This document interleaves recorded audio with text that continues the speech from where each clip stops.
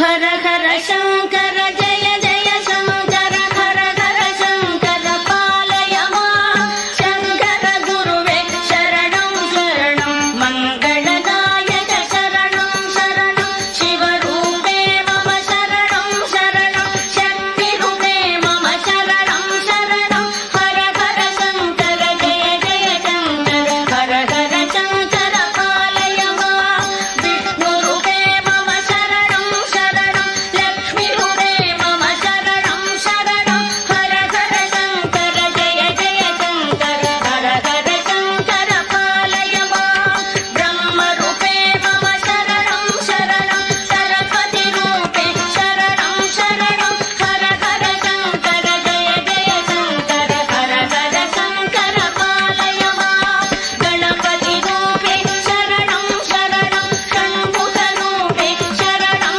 शरणं हर हर शंकर जय जय शंकर हर हर शंकर पालय मां श्रीसूर्यमूर्ते शरणं शरणं श्रीचक्ररूपे शरणं शरणं हर हर शंकर जय जय शंकर हर हर शंकर पालय मां दक्षिणामूर्तय शरणं शरणं हर हर शंकर जय जय शंकर हर हर शंकर जय जय शंकर हर हर शंकर पालय मां हर हर शंकर कामाक्षि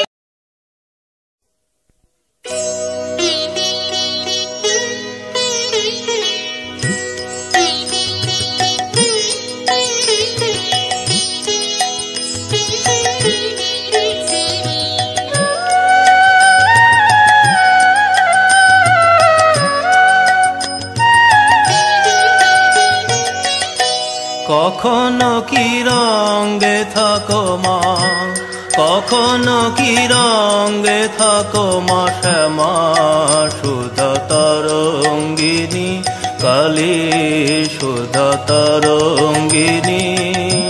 কখনো কি রঙে থাকো মা শ্যামা সুধা তরঙ্গিনী কালী সুধা তরঙ্গিনী। তুমি রঙ্গে ভঙ্গে অপাঙ্গে অনঙ্গে ভঙ্গ দাও জননী। তুমি রঙ্গে ভঙ্গে অপাঙ্গে অনঙ্গে ভঙ্গ দাও জননী। শ্যামা সুধা তরঙ্গিনী কালী সুধা তরঙ্গিনী। কখনো কি রঙে থাকো মা শ্যামা সুধা তরঙ্গিনী কালী সুধা তরঙ্গিনী। শ্যামা সুধা তরঙ্গিনী কালী সুধা তরঙ্গিনী।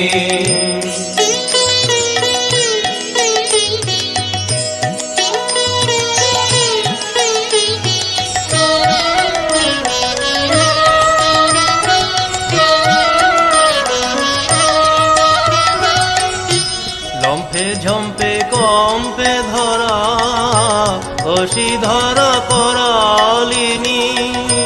লম্ফে ঝম্পে কম্পে ধরা অসিধর করালিনী।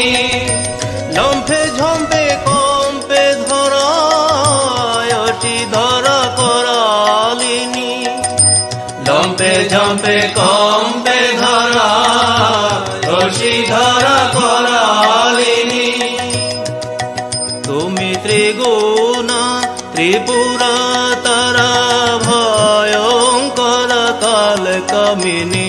ত্রিগুণা ত্রিপুরা তারা ভয়ঙ্কর কাল কামিনী। শ্যামা সুধা তরঙ্গিনী।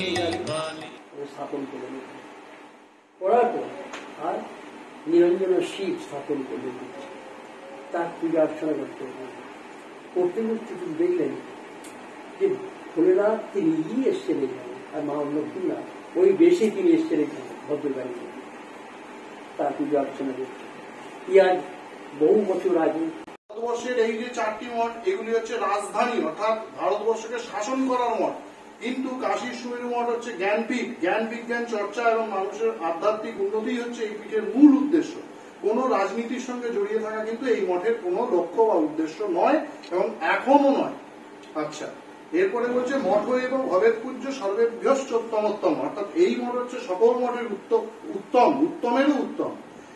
যত্র স্থানে ভগবতা বাদিনাং মতখণ্ডনং কৃত্তা ত্রৈলোক্য বিজয়ী কীর্তিস্তেন প্রতিষ্ঠিতা জ্ঞাত্যা ক্ষেত্রস্য মাহাত্ম্যং বেদান্তাগত। তা এই ক্ষেত্রের মাহাত্ম্য জেনে ভগবান শঙ্করাচার্য এই ক্ষেত্র যখন পরিত্যাগ করতে শিষ্যরা বারণ করলেন, তখন কি করলেন? বলছে করতে চাই না চাই এটা সকলের, আমি প্রত্যেকের অনুমতি নিয়ে প্রত্যেকের কথা শুনে স্যার আমাকে হেল্প করেছে, মলায়রা আমাকে হেল্প করেছে, শুভব্রত অনেক করেছে, বিপ্লবদা করেছে, ইন্দ্রদা করেছে, ইন্দ্রদার কাছে অনেক ডকুমেন্ট ছিল সেগুলো দিয়েছে, আমি বিভিন্ন জায়গা থেকে জোগাড় করেছি, আমার মায়ের গুরুদেব তিনি করেছেন, করে এই পুরো সম্পত্তি পেয়েছে। আমার বাবার দাদা এরা অনেক ইয়ে করেছে। তো আমার বাবার কাছে একটা ব্যাপার হচ্ছে কোনোদিন না বললে ঠিক আছে তুমি করো। আমি যখন দাদুকে গিয়ে বললাম, বাবাকে বললাম যে বাবা আমি এরকম এত বড় কাজটা করলাম, যেটা ভবিষ্যৎ ভেবে থাকি ভবিষ্যৎটা কি, আমি তো এটা আমার ইয়ে করে তুমি তোমার সম্পত্তি তুমি দিয়ে দেবো, আমার কাছে কোনো আপত্তি কিছু নেই, আমি তোমাকে এটা সম্মান করবো, ঠিক আছে? আর আমি এটা একটু পরে শোনাচ্ছি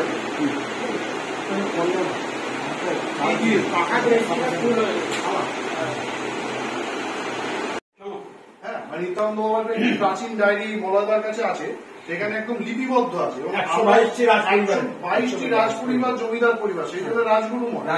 এবং আমরা চাইছি যে এই সমস্ত রাজ পরিবারের সঙ্গে আবার নতুন করে যোগাযোগ স্থাপন করা, আমরা এটা চাইছি আবার নতুন করে। এবং স্বামীজি এই বিষয়ে আমাদেরকে আরো উৎসাহিত করছেন, আমরা বিভিন্নভাবে তাদেরকে যোগাযোগ করছি, চিঠির মাধ্যমে, ফোনের মাধ্যমে একটা সময় যোগাযোগ হয়। সুমেরু মঠ একটা সময় মানে একদম হয়ে গেছে, যারা মন্ত্র ছিলেন মাঝখানে যারা ছিলেন, এই অনেক কিছু ইতিহাসের ভিতরে আছে, সব মঠ পথে বিক্রি করে চলে গেছে, অন্যরকম সব হয়েছিল। এইবার আমাদেরকে অতিরিক্ত বাবা ছিল আশ্রমরা যখন দণ্ডী স্বামী এলেন, আনন্দ গোস্বামী ভদ্রাবস্থায় বাড়ি, উনি এসে হাল ধরলেন, দেখে মায়ের মন এই অবস্থা, তিনি আস্তে আস্তে এগোলেন। উনি মানে প্রায় 114টা মেয়ে করতেন, এই গরম লাগে এর মধ্যে জোগাড় করতে, বাইরে কোনো যেতে পারে না, হয় আমি ওখানে যাবো, ও রাজি হয়ে গেছে। নিউজও এখানে রয়েছে। মহারাজজি আপনাকে সুস্বাগতম জানাই আমাদের চন্দননগর বাসীদের তরফ থেকে। তো আপনার একটু আশীষ বাণী আমরা একটু শুনতে চাই চন্দননগর বাসীদের তরফ থেকে, একটু যদি কিছু আশীর্বাদ বার্তা আমাদেরকে প্রদান করেন। আশীর্বাদ বলতে দেখো, প্রথমে সচ্চরিত্র সত্যবাদী, তাহলে আর কোনো অভাব হবে না, কিচ্ছু অসুবিধা নেই, মানুষ কোথায় আছে। আর কি কখনই ঈশ্বর তার পিতামাতা আশীর্বাদই থাকে, তার গুরু আশীর্বাদ থাকবে। গুরু আশীর্বাদ এমন একটা জিনিস, স্বর্গমত্ত পাতা সব কিছুই বাড়বে, তার আশীর্বাদ একটু চলে গেছে। গুরু পিতামাতা আশীর্বাদ যে মহা আশীর্বাদ, গুরু আশীর্বাদ, তোমার সহযোগিতা যারা আছে তাদের আশীর্বাদ সবাইকে দিতে হয়, তুমি আসা। আর কি জীবনে অনেক কিছু চলার পথে অনেক বাধা বিঘ্ন সবকিছু আসবে, আসতেই পারে, তাকে অতিক্রম করে তোমার যেতে হবে। কিভাবে যাবে? শুধু আশীর্বাদ কি চোখে দেখা যায় না, বাতাস যে বইটি দেখা যাচ্ছে, কিন্তু তাকে বাতায় হাওয়া লাগিয়ে দিতে যাচ্ছে না, এগুলো আশীর্বাদ সেই জিনিসই দেখা যায় না চোখে। তোমার গুরুদেব আমার আশীর্বাদ করছেন না, কেন করছেন না? অনেক ভাবে গুরুদেব আমাকে দেখছেন না, কি করছেন না, সবই আছে। আমার কর্তব্য যেটা আছে, আমার যেরকম আমি নিয়ে এসছি এখানে, সেই সন্ধিক্ষণে এসে তবে তো গুরু দেবে আমাকে। গুরু পরান্ত মিলনটা তখনই হয় যখন যারা এই করে, তার যে ভক্তি পরাকাশ যখন চলে যায়, নিজেও জানে না, নিজেও ভাবতে পারে যে আমি কি করছি না করছি। 4 বছর সেই দেওয়ালিতে মহাদেব সেই জানে, যখন তার সময় আসে তার সেই জিনিসকে পাত্র, তখন সেই জিনিস আসে না, সব সময় সব কথা খাটে না, প্রয়োজন থেকে তাকে আগেই বলেছি সেই সময় আসে। আর কি সবসময় মনে রাখতে হবে, এই চন্দ্রগ্রহণ সব থেকে আশীর্বাদ করছি, মানে মঙ্গল এই পত্রিকা করে যদি ভালো করে চলে, সবার কাছে যা যে মঙ্গল পায়, মঙ্গল আশীর্বাদ ফুল হিসেবে যাচ্ছে, একজন তাদের মধ্যে হয় তারপর हृदये कलये विमलं चरणं भव शङ्कर देशिक मे शरणम् करुणावरुणालय पालय माम्। আমার তারপরে হচ্ছে বেদের উত্তরাবি না বিভিন্ন এনার মানে সতীর্থ ছিল এই মানে আমার দাদু তার দাদুগুরু একদম মানে যেন মনে হচ্ছে ঠিক পরম্পরা হ্যাঁ বেদান্তের গুরু না ইনি পাহাড়ি বাবা বেদান্ত রূপে তারপরে দ্বন্দ্ব হ্যাঁ তন্ত্র তারপরে দ্বন্দ্ব ত্যাগ করে পাওয়া যাচ্ছে না সব দর্শনাই আছে যার জন্য এটা একজনের কাছে আসে শ্রাবণ মাসে আমাদের কাছে তো আদি থেকে আছে না আর আপনারা যেটা পেয়েছেন সেটা তো মাঝখান থেকে একটা খাবলা পেয়েছে আমরা তো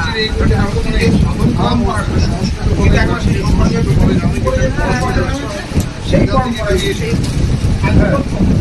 আমরা তো একটুখানি সরে গিয়েছি এই বইটাতে এই বইটা অনেক কষ্ট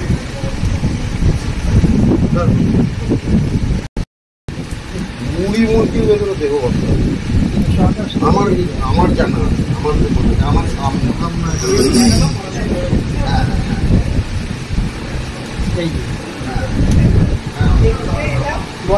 কাশী ধামে মঠ স্থাপন করিলেন কাশী স্থিত মঠে শঙ্কর মহেশ্বর ঠিক আছে কাশীস্থ সুরের মঠে যারা উদ্ধারণায় অন্তর্গত মহেশ্বর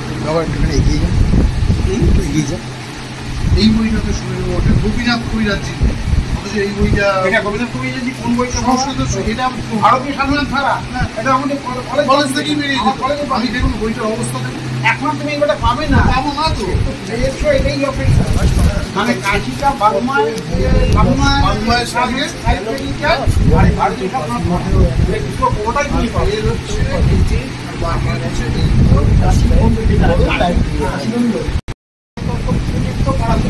করতে করতে বাবার মন হয়েছিল আমি এইদিকে চলে যাবো আশ্রমবাদের কাছে গিয়ে বললেন আপনি সন্ন্যাসের উপর আপনি আমার ব্যবস্থা করেন জগন্নাথ আশ্রম বললেন এই তোর সন্ন্যাস নেই আমি দেখতে পাচ্ছি তোর গৃহী জীবন তুই এখান থেকে পড়াশোনা শিখতে যা পাঠিয়া তোকে তোর বিয়ে করতে হবে এবং তারপরেই বাবা বাড়ি এলেন যখনই তারপরেই বাবা ফিরে বাবা বলে যে আমার আর ফিরে যাওয়ার না গেছেন তারপরে এই যে যার কথা বলবেন আমি ঋষিকের স্বামীকে আমার কাকা বলে ডাকতাম দেখা হলেই তখন তো বাবা যে অনেক বয়সে বাবা কিন্তু বাবা পায়ে হাত দিয়ে প্রণাম করতেন যেহেতু দণ্ডীর স্বামী বাদল কাকা বলতেন দাদা আপনি এরকম করে দাদা আপনি বলে হ্যাঁ তুমি কথা বলবে না এখন তুমি স্মৃতি অনুস্মৃতি অষ্টাবিংশতি রঘুনন্দন স্মৃতি ঊনবিংশতি স্মৃতি স্মৃতিতত্ত্ব চিন্তামণি ভবদেব পদ্ধতি তালে শিক্ষিত চতুর্বেদী পদ্ধতি সমস্ত ত্রিবেদীয় পৌরোহিত্য কর্ম যেগুলো স্মৃতি গ্রন্থ রয়েছে জ্যোতি ধর্ম সমুচ্চয় এইটা খুব সাংঘাতিক श्रीशङ्कराचार्यवर्यम् सर्वलोकैकवन्द्यं भजे देशिकेन्द्रम् श्रीशङ्कराचार्यवर्यम् सर्वलोकैकवन्द्यं भजे देशिकेन्द्रम् श्रीशङ्कराचार्यवर्यम् धर्मप्रचारेति दक्षम् योगी गोविन्द पादाप्त सन्न्यास दीक्षम् दुर्वादिगर्वापनोदम् पद्मपादादिशिष्यालि संसेव्य पादम् श्रीशङ्कराचार्यवर्यम् सर्वलोकैकवन्द्यं भजे देशिकेन्द्रम् श्रीशङ्करा